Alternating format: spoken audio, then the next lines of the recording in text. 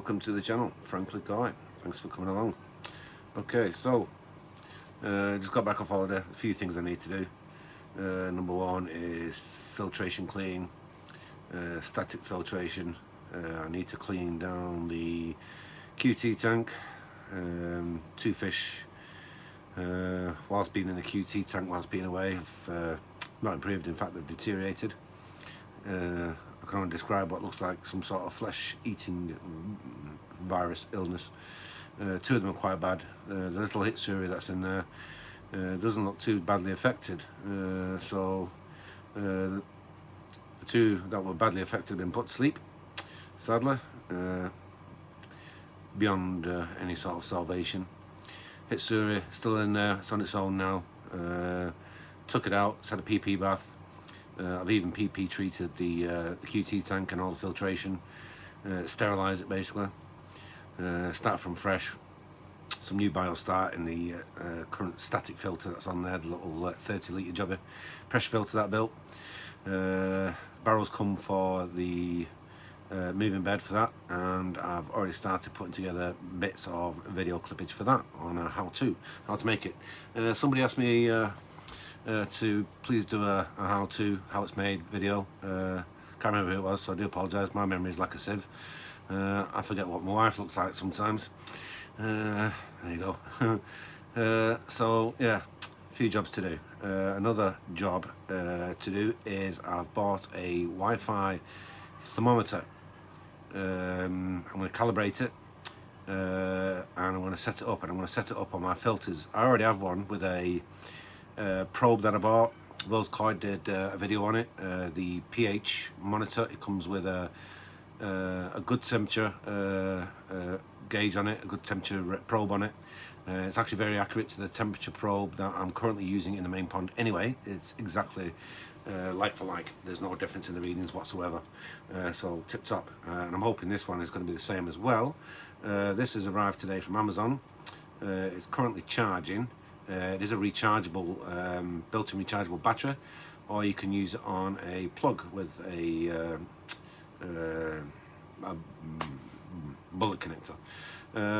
It's reduced down to something like 5 volts. I don't really want a million plugs hanging off the wall. I'm quite happy with the fact that it's rechargeable. Means that it can be recharged potentially in location with a power bank, which is a winner-winner chicken dinner for me. I do like my little gadgets. I have also bought, and that's come this week while I've been away, another automatic dosing unit, parastatic pump I think it's called. This however is an A and B, so there's two pumps in it. So you've got two inlets, two outlets, can be controlled separately, also via Wi-Fi, which is ideal for me, really. What I'm attempting to do with this one, as you know, I've already done a video on the parastatic pump that I use for dosing. It automatically doses good bacteria, 10 ml every 12 hours, and it's been working a treat. In fact, I've had not a single problem with it really. And have I noticed any benefits? Yes, I have. Yeah, ammonia I don't suffer from. Nitrite, nitrate, not even within a readable zone. So it is doing the job, and my pond water is like tap water, it's crystal clear. Obviously filtration is king, but I do believe that this does actually help. Yeah, that's my opinion anyway. I don't know. I don't know anybody else that's tried it apart from my local koi shop. I kind of got wind that he got some these pumps set up, automatic dosing pumps set up. He didn't tell me what was pumping in, and I was of the opinion that he was actually using nitrate remover, NT Labs or equivalent nitrate remover. I don't actually think he was, and I think he was using good bacteria to try and achieve what obviously fundamentally is being achieved here today, which is zero ammonia, zero nitrite, and zero nitrate. Don't get me wrong, my fish are on a whole range of Takazumi products, literally everything that I think that they make. Skeggy's Pond Supplies, get on there, good price. So I'm using Takazumi as my principal feed. I do use Evo pellets, the 3 ml pellets, obviously for the small fish. along with excuse me, Takazumi Junior, which is a sinking pellet type. So the smaller fish in the pond, they get fed. Although all the fish chase, particularly the junior mix, there is obviously something there, an opportunity for everybody. That's why I do it anyway. An opportunity for everybody to eat.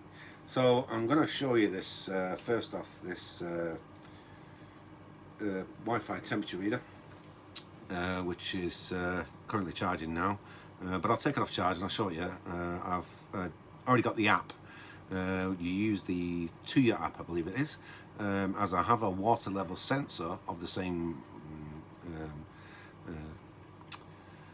type, if you like, same branding, to monitor the level of my pond. So if ever the pond level drops, it will automatically send me a siren warning on my phone through the app, which means I can then shut down the pumps again through Wi-Fi sockets to avoid any catastrophes, losing the water in the pond and obviously subsequently the fish.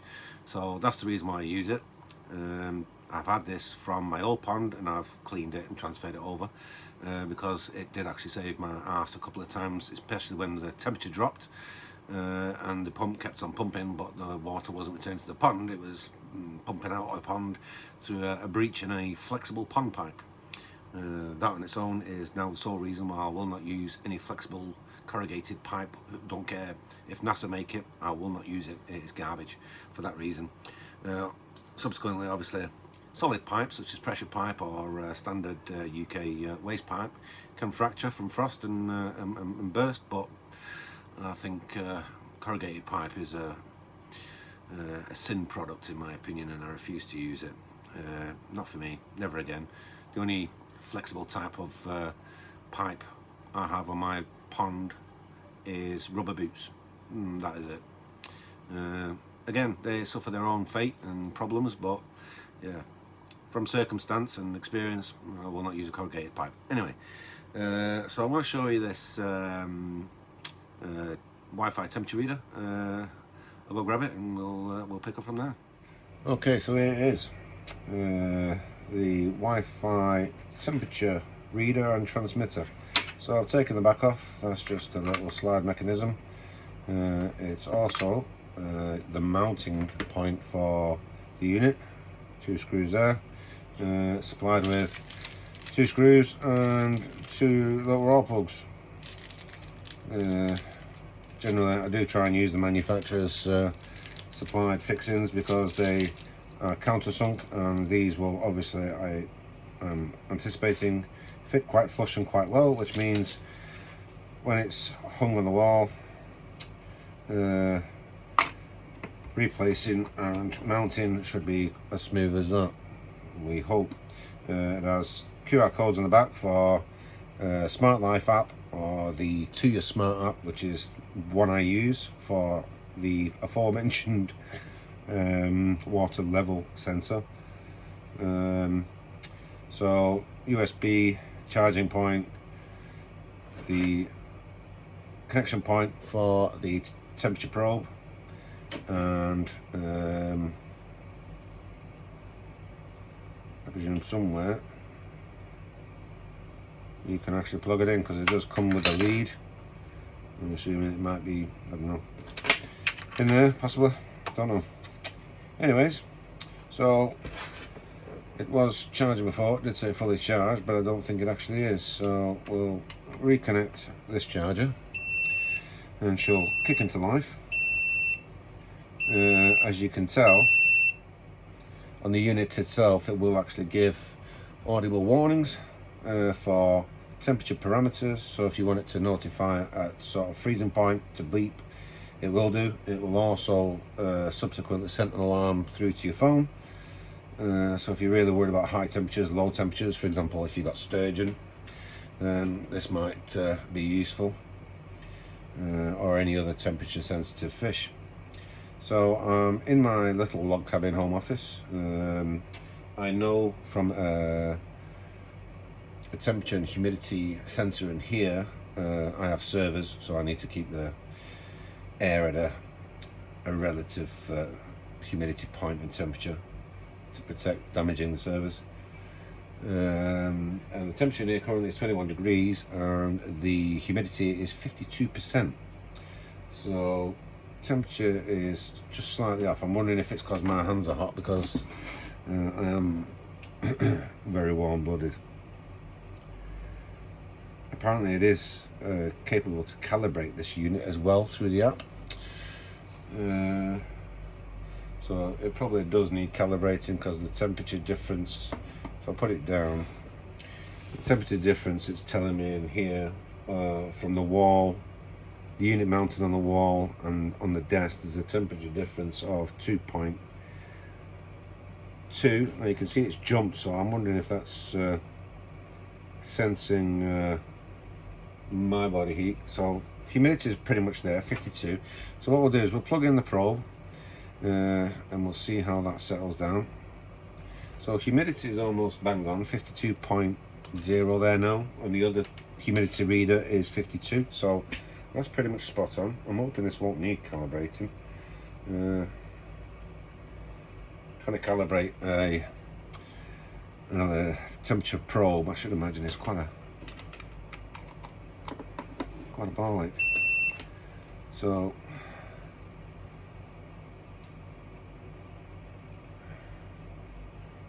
temperature's increasing with my body heat there, so I'll put that down.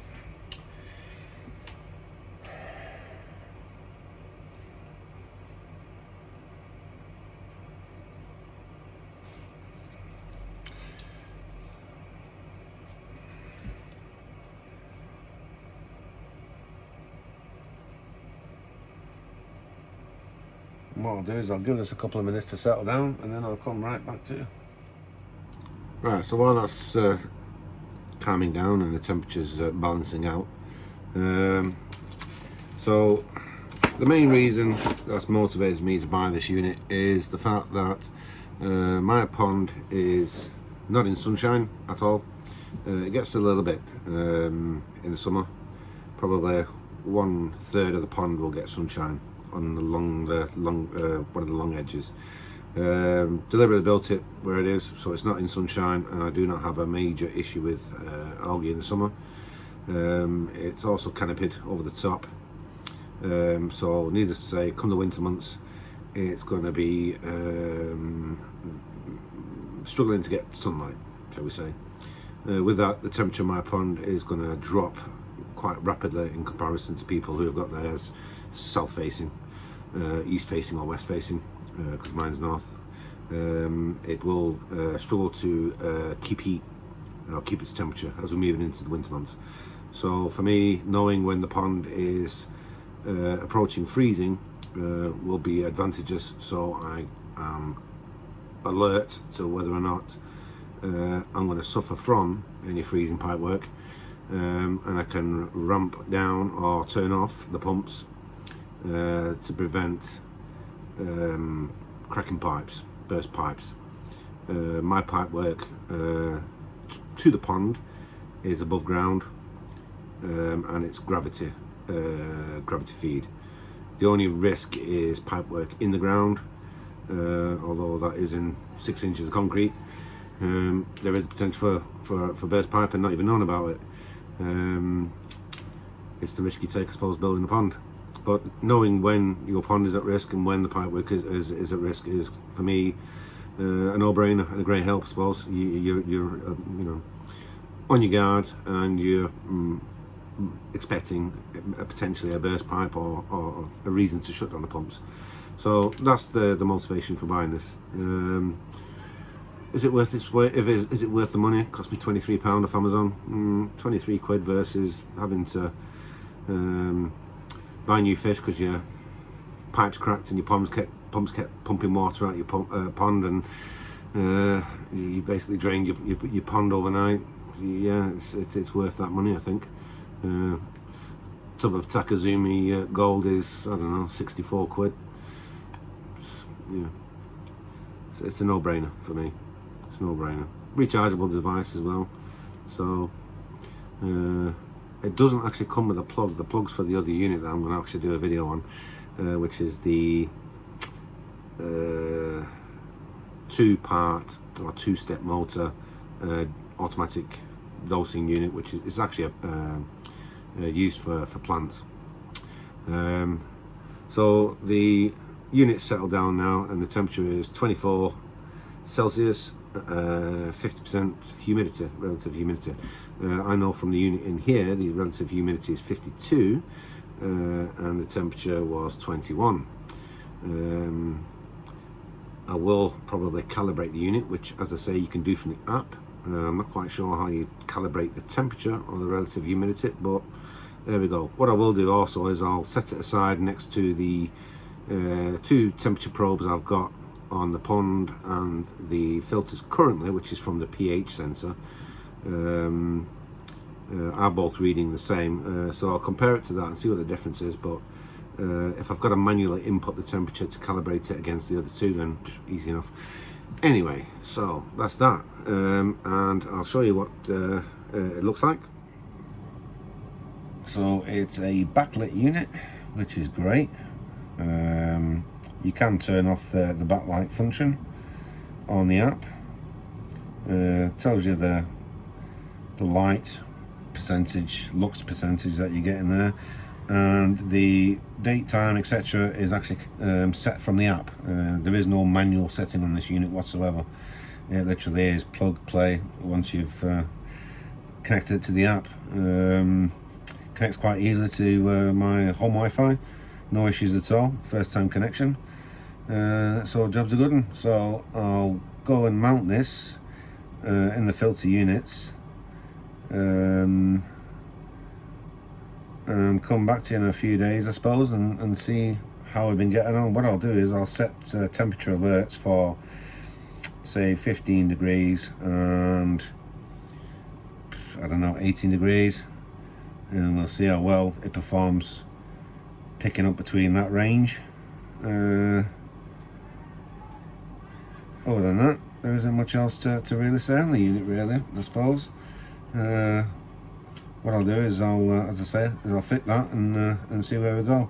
What I will do though is I'll jump onto this other unit that I bought, which is the peristatic pump, which is a 2 motor unit. Let's go over to that and see what we've got there. So this is the unit I'm explaining. Wi-Fi, pump A, pump B, signal strength indicator, that's manual settings. So you got setting manual A, setting manual B, and it is actually an automatic watering system. So line in, and then line out. So each one can be used independently through your Wi-Fi. Batteries in the back, or your plug connector unit at the top. So what I'll do is I'll pop that open, I'll put some batteries in, get that up and running. It does come with a nice little bag of goodies, so if you do want to use it for its intended purpose, then there we go. So it's got filtered inlet, so you can filter the inlet, keep any large particles out of it. You've got your irrigation T-pieces, straight connectors, which we will be using to branch into one of the filters, and a muller load of tubing.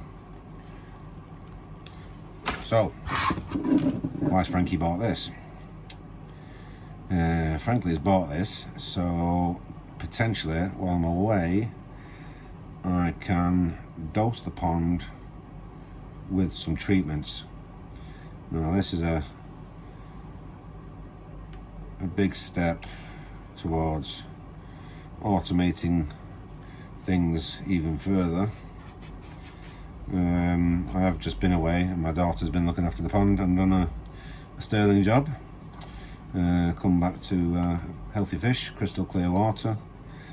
All the little bits that I need doing on a daily, 2 daily, 3 daily basis have all been done, and no problemos.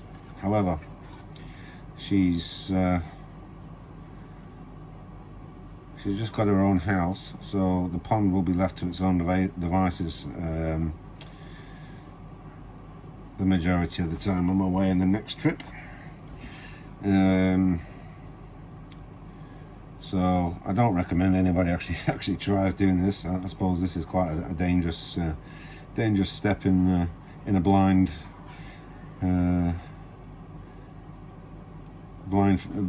bit of hope that it works and it serves its purpose. But I plan to use this for 2 treatments in particular.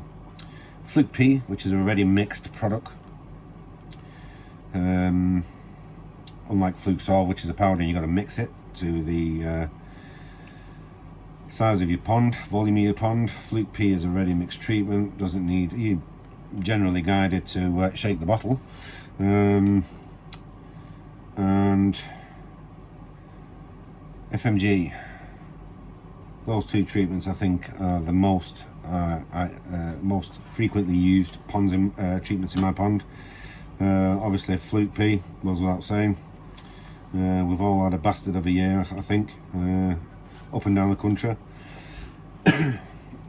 Followed by flukes is usually things like Trichodina, Costia, as you know, or similar. One seems to lead to another. So one is going to have Fluke P, one is going to have FMG. FMG I kind of class as an all-round bacterial treatment, really. It deals with quite a lot of things. I do have CCTV and cameras on the pond, so obviously any suspect fish with a tucked fin or tucked fins generally points in the direction of probably a handful of potential issues: Costia, Trick, flukes. So being away, I'm gonna have to dose without scraping, I suppose. Potential uses for this, I suppose, are not just limited to treatments. Good bacteria, or ammonia treatment if you're really suffering with a large amount of ammonia. Then I suppose the applications for that are there as well. Or if you live in an area where you need to constantly dose up to accommodate for low levels KHGH, I suppose that's there as well. Yeah, nifty little gadgets. Right, what I'll do is I'll go grab a minute screwdriver. There's a Phillips. I've got some watchmaker screwdrivers. Pop that open, stick some batteries in, and we'll gear it up. I'll grab some paper cups and a bit of H2O, and we'll sort of get it kick started. I do have some large syringes, so I will measure on this test the milliliters it's pumping out to see how accurate it is, bearing in mind what it is I'm going to be using for. I need to be sure that it is going to be dosing the required amount and not overdosing, which is of course catastrophic in the worst case scenario, and also underdosing. We don't want to be underdosing. We want the treatment to be effective in the dose we give, rather than finding it necessary to redose because the original dose wasn't adequate and it's not actually eradicated the issue. So dosing, overdosing and underdosing both have their own disadvantages and issues that can arise from it. Right, okay, let's go grab a mini screwdriver, I presume some double A's, 2 cups, and some H2O, and let's see how this thing stands up to what it is I want it for. Let's go get it. Okay, so it is double A's, and it does come with a giant screwdriver for a borrower.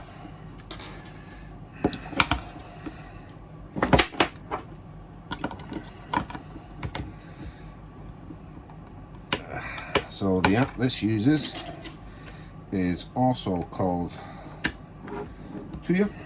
So it's the Tuya app, which we'll be using for the Wi-Fi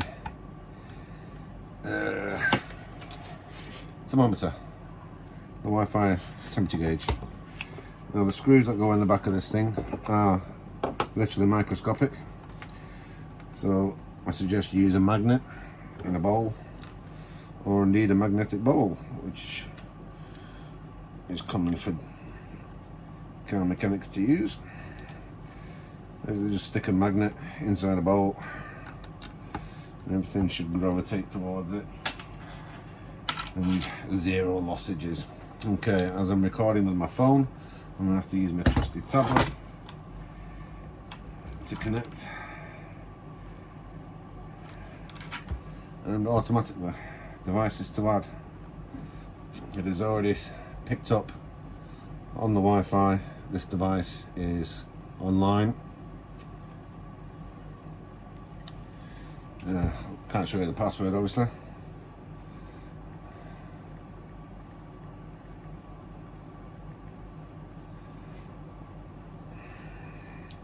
I have the same Wi-Fi running through commercial grade Wi-Fi spots around the house and in the home office. So it says it's being added. It says it is successfully added. Done.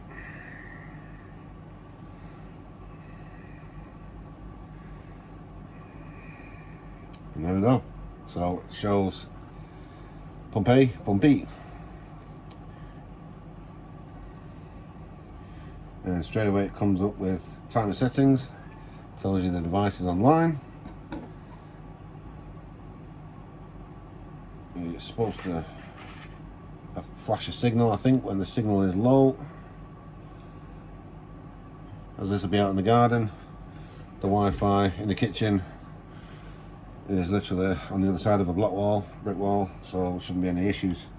So what are we going to do? So I'm going to call this create group, device update, no updates available.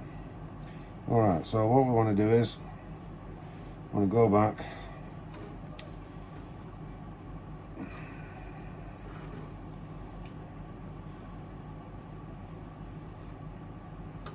go into the unit. So pump A is running, pump B is running, off they go.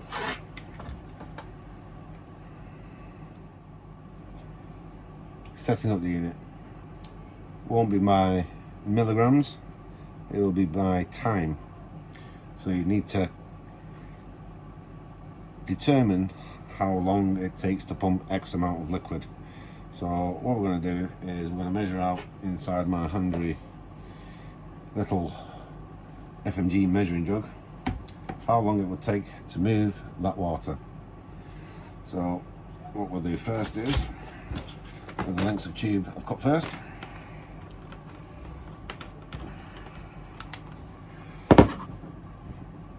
is we'll connect these up.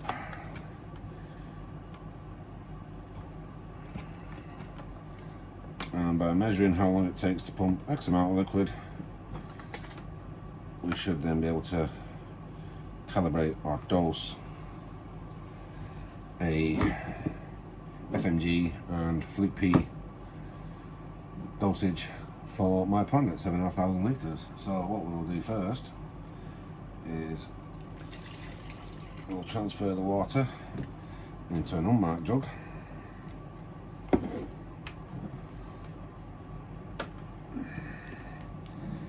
Connect that up with the holes. We'll connect that one up into there, which is the empty one. Now what we are going to have to do is we're going to have to prime this. So let's prime the unit.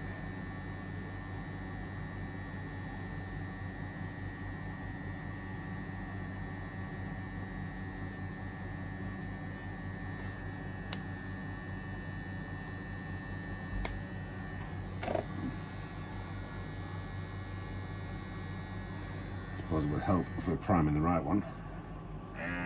Handed. Okay.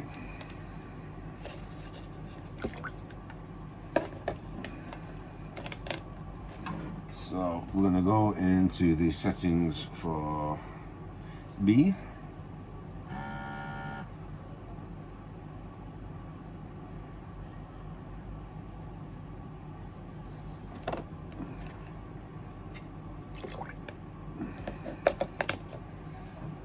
And we can run the timer in seconds, so 10 seconds.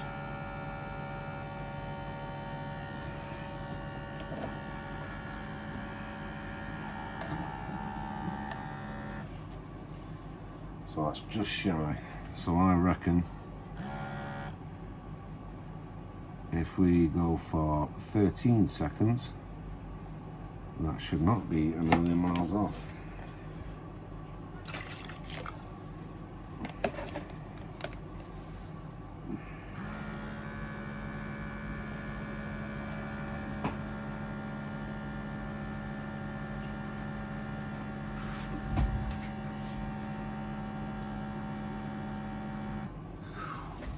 False but not again.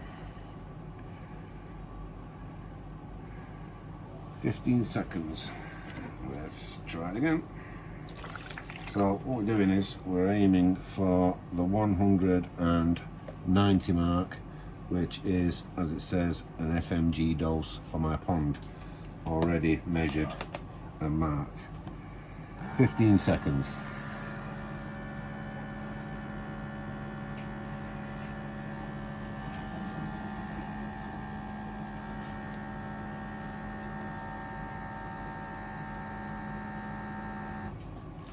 "15 seconds is absolute bang on for an FMG dose for my pond. For the benefit of science, the jug, she is empty. Timer settings, channel B, 15 seconds. 15 seconds.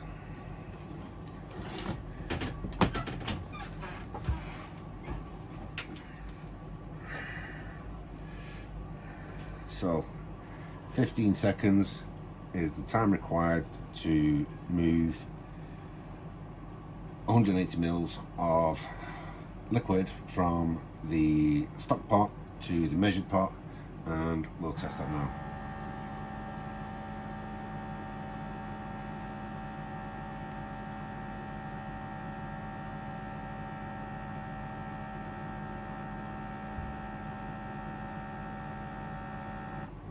Absolutely spot on.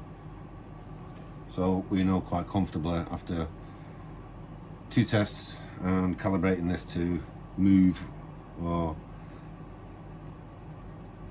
understanding the time taken or needed to move the required amount of liquid to dose my pond,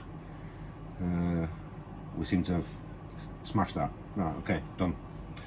So that works, that functions, and it does what I want it to do if I need it to do it. That's the last resort. When I'm away end of August, my daughter will be coming to check on the pond and do what she can in between, obviously setting up a new home with a fella. So winner chicken dinner. I did have a syringe on standby, but didn't need that.